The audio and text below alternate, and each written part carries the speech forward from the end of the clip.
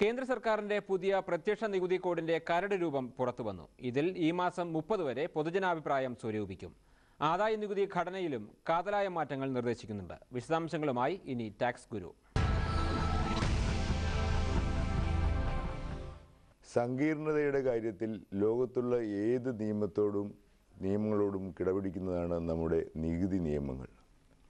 പതിനായിരക്കണക്കിന് കോടതി വിധികൾ, നൂറുകണക്കിന് വകുപ്പുകൾ, ഉപവകുപ്പുകൾ, പ്രൊവിഷനുകൾ എല്ലാം ഈ പ്രത്യേകിച്ചും പ്രത്യക്ഷ നികുതി നിയമങ്ങളെ സാധാരണക്കാരന് അപ്രാപ്യമായി ആക്കിയിരിക്കുകയാണ്. ഈ അവസരത്തിലാണ് ഈ പ്രത്യക്ഷ നികുതി നിയമങ്ങളെല്ലാം ക്രോഡീകരിച്ചുകൊണ്ട് ഒരു കുടക്കീഴിൽ കൊണ്ടുവന്ന് ഒരു ഡയറക്റ്റ് ടാക്സ് കോഡ് 2009 ഓഗസ്റ്റിൽ ഗവൺമെൻറ് പബ്ലിക് ഡിസ്കഷന് വേണ്ടി പുറത്തിറക്കിയത്. അതിന് ലഭിച്ച ധാരാളം പ്രതികരണങ്ങളെ ആസ്പദമാക്കി ഈ മാസം പുതിയ ഒരു റിവൈസ്ഡ് കോഡ് പുറത്തിറക്കിയിട്ടുണ്ട്. അത് ഈ വരുന്ന ജൂൺ 30 വരെ പബ്ലിക് ഡിസ്കഷന് വേണ്ടി ഓപ്പൺ ആയിരിക്കും. അതിൻ്റെ ഡീറ്റെയിൽസ് http://fin.nic.in നേരിട്ട് പോസ്റ്റ് ചെയ്യാവുന്നതാണ്. അല്ലെങ്കിൽ ഇമെയിലായിട്ട് rev@nic.in പൊതുജനങ്ങൾക്ക് അറിയിക്കാവുന്നതാണ്. ഇത് സംബന്ധിച്ചിട്ടുള്ള ഭേദഗതികൾ, അതായത് 2009 ഇറക്കിയ ഡിസ്കഷൻ പേപ്പറും ഇന്നിറക്കിയിട്ടുള്ള ഡിസ്കഷൻ പേപ്പറുള്ള ഭേദഗതികൾ ഈ എപ്പിസോഡ് മാറ്റിവെക്കുകയാണ്. ഇവിടെ ലഭിച്ചിട്ടുള്ള കത്തുകൾക്ക് അടുത്ത എപ്പിസോഡിൽ മറുപടി പറയുന്നതാണ്.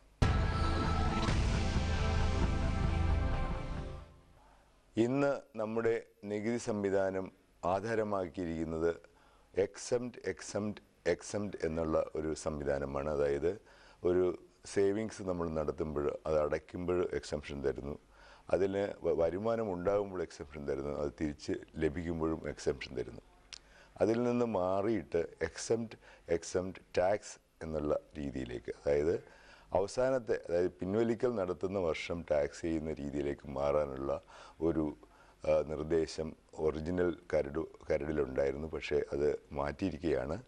അത് എന്തുകൊണ്ടും, അതായത് പ്രത്യേകിച്ചും നമ്മുടെ രാജ്യത്തൊരു സോഷ്യൽ സെക്യൂരിറ്റി സിസ്റ്റം ഇല്ലാത്തിടത്തോളം കാലം ഈ അവസാനം വന്ന് ടാക്സ് ചെയ്യുന്നതിനെപ്പറ്റി വളരെയധികം എതിരായിട്ടുള്ള പ്രതികരണങ്ങൾ ഉണ്ടായതുകൊണ്ട് ഗവൺമെൻറ് പ്രോവിഡൻറ്റ് ഫണ്ടുകൾ, public provident fund, recognised provident fund, pension സ്കീമുകൾ, approved pure life insurance products എന്നിവയൊക്കെ പഴയ പോലെ തന്നെ ഈ എക്സംപ്റ്റ് എന്നുള്ള നിലയിൽ തുടരുമെന്നാണ് പുതിയ ഡിസ്കഷൻ പേപ്പറിൽ പറഞ്ഞിരിക്കുന്നത്. സ്വാഗതാർഹമാണ്.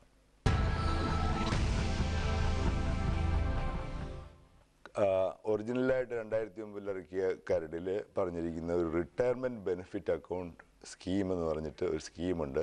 നമുക്ക് കിട്ടുന്ന ഗ്രാറ്റുവിറ്റി, PF തുടങ്ങിയ തുകകൾ ഇതിൽ അടച്ചാൽ മാത്രമേ അതിന് എക്സംപ്ഷൻ കിട്ടുകയുള്ളൂ. എന്നിട്ട് ഇത് തിരിച്ചെടുക്കുമ്പോൾ ടാക്സ് ചെയ്യാനുള്ളൊരു പ്രൊപ്പോസൽ ഉണ്ടായിരുന്നു.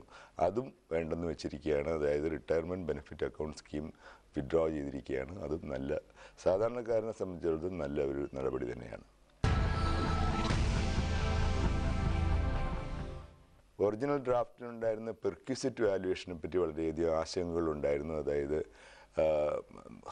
സ്വന്തം പെർക്വിസിറ്റായിട്ട് വീട് നൽകുമ്പോൾ അതിൻ്റെ മാർക്കറ്റ് റെൻ്റായിട്ട് എടുക്കുമോ എന്നുള്ളൊരു ആശങ്ക ഉണ്ടായിരുന്നു. പക്ഷേ അത് ഉണ്ടാകില്ല എന്ന് വ്യക്തമാക്കിക്കൊണ്ട് ഒരു പ്രത്യേക പ്രൊവിഷൻ തന്നെ ഈ പുതിയ കരടിലുണ്ട്. അതുപോലെ തന്നെ മെഡിക്കൽ റിലീഫിനും റീഇംബേഴ്സ്മെൻറ്റിനും ടാക്സ് വരുമെന്നുള്ള ഭയപ്പാടുണ്ടായിരുന്നു. അതും ഇല്ല എന്ന് വ്യക്തമാക്കപ്പെട്ടിട്ടുണ്ട്. വളരെയധികം പ്രയാസമുണ്ടാക്കിയ ഒരു കാര്യമാണ് സ്വന്തമായിട്ട് താമസിക്കുന്ന വീടിന് നമുക്ക് ലഭിച്ചിരുന്ന വീട് വാങ്ങിക്കാനോ കൺസ്ട്രക്ട് ചെയ്യാനോ എടുത്തിരുന്ന ലോണിനുള്ള ഇൻട്രസ്റ്റിന് ലഭിച്ചിരുന്ന 1.5 ലക്ഷം രൂപ വരെയുള്ള നികുതി ആശ്വാസം എടുത്തു കളഞ്ഞത്. അത് തിരിച്ചു കൊണ്ടുവന്നിട്ടുണ്ട്. അതുകൂടാതെ തന്നെ വീടിൻ്റെ റെൻറ്റ് കണക്കാക്കുന്നത് അതിൻ്റെ കോസ്റ്റ് ഓഫ് കൺസ്ട്രക്ഷൻ്റെ 6% ആയിരിക്കണം എന്നുള്ള പ്രൊവിഷനും എടുത്തു കളഞ്ഞിട്ടുണ്ട്.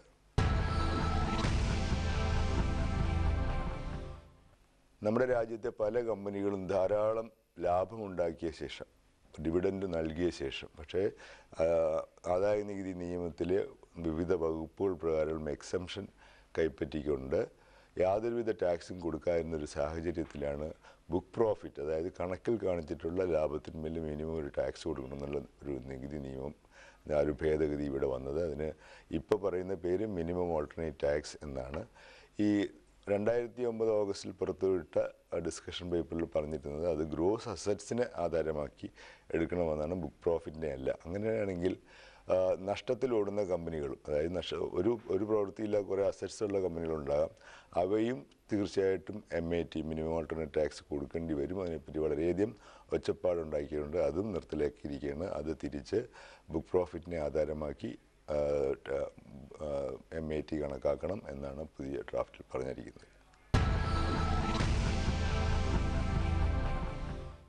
ഇതിൽ നിന്ന് നമുക്ക് മനസ്സിലാകുന്നത് ഇതിൻ്റെ അകത്ത് ലളിതവൽക്കരണം എന്നുള്ള ഒരു ഉദ്ദേശം ഉണ്ടായിരുന്നെങ്കിൽ തന്നെ, അതായത് എല്ലാ ഡയറക്റ്റ് ടാക്സസും ഒരു കുടക്കീഴിൽ കൊണ്ടുവന്നുകൊണ്ട് ഒരു പുതിയ തുടക്കം കുറിക്കാൻ ഉള്ളതാണെങ്കിലും വളരെയധികം ഈ പുതിയ ഡ്രാഫ്റ്റിലും വളരെയധികം സംശയങ്ങൾ ബാക്കി നിൽക്കുന്നുണ്ട്. അതിനെപ്പറ്റി ഒരു പുതിയ വിചിന്തനം കൂടെ ഉണ്ടാകും എന്ന് നമുക്ക് പ്രതീക്ഷിക്കാം.